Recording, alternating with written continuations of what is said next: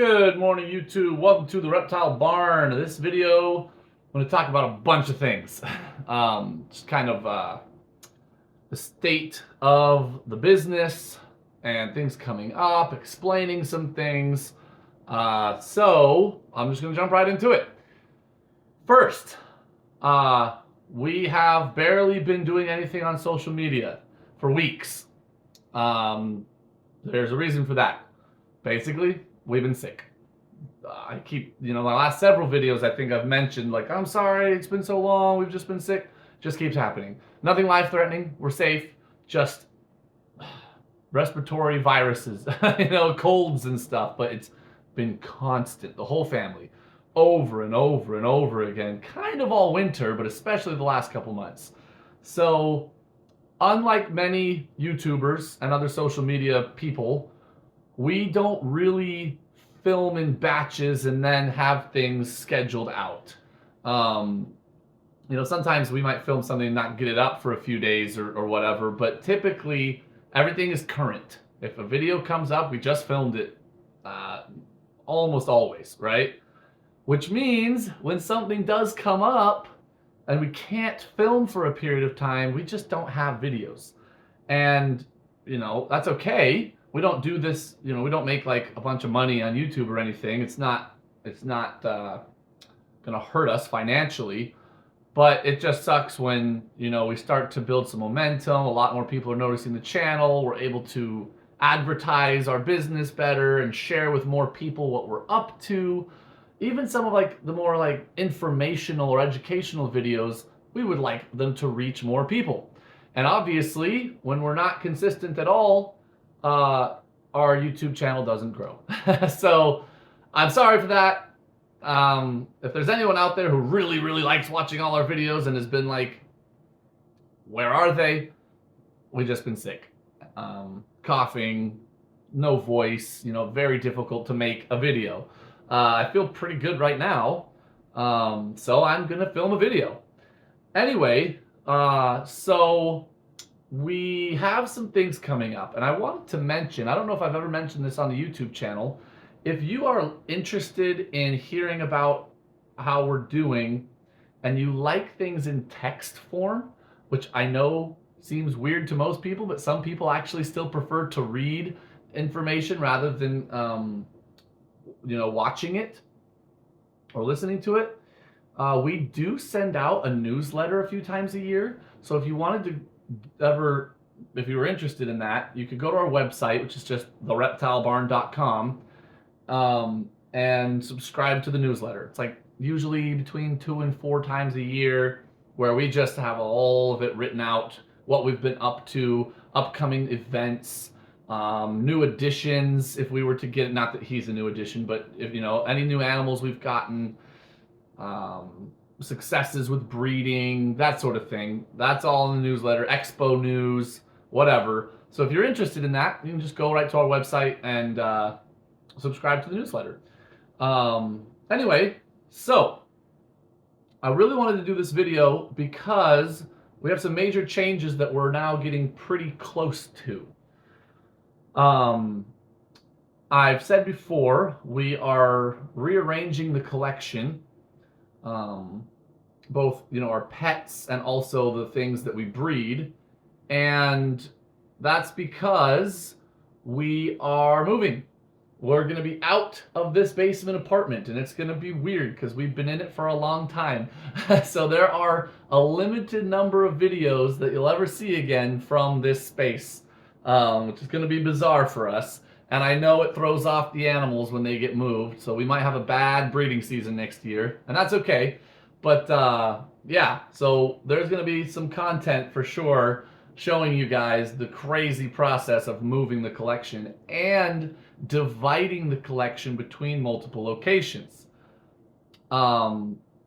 We don't have space to move all of it into one location. So the animals that Caleb takes care of, we're basically converting a shed, an outbuilding for reptiles at his house, and we're doing the same at my house. So the collection will be split. The business isn't splitting. It'll function pretty much exactly like it is now, but they won't all be in the same location. We live in the same city. It's not a big deal. So that'll be fun, and also probably not fun in some ways. But I'm excited. There'll be new enclosures, new ways of doing enclosures. Some of the things that I've thought for a long time, like, oh, it would have been nice if we could start from scratch in a new space. What changes would I make? And now this space won't be perfect. It's a large converted shed, but there's still some changes we can implement. I'll document those as best we can, assuming good health, and that I have a voice.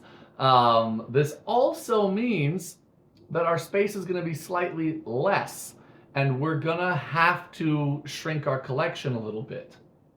I've been selling more adult ball pythons than I usually do anyways in anticipation of this. I'm going to need to accelerate that just to make sure that we can fit everything that we need to before we have to be out of this space.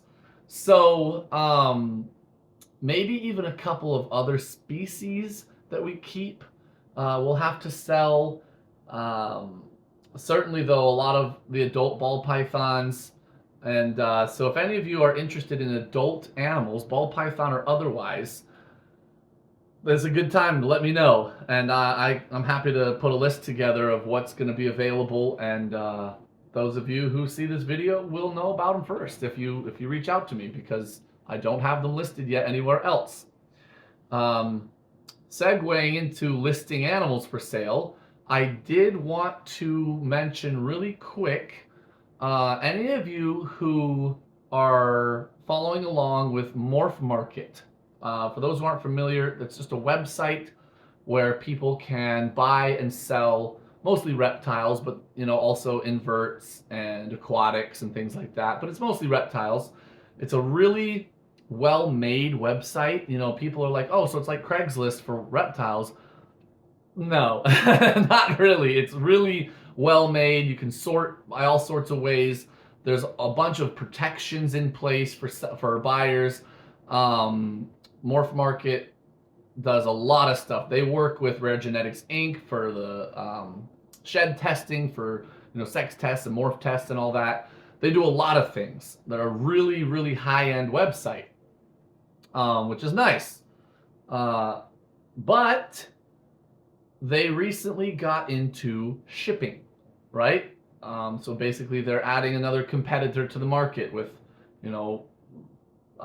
Redline and Ship Your Reptiles and these other companies that are reptile shippers, which is fine. I know they've kind of butted heads. I'm not getting into any of that. They can do their thing and figure it out.